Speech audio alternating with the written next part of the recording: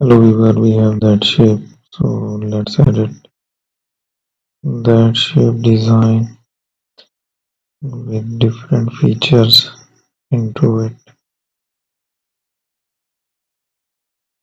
Make the different designs as well. Create further shapes and then we will have the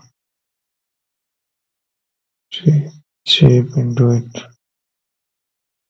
Now we will use that design. Keep it into the center. So we have that shape there. We will choose other elliptical shape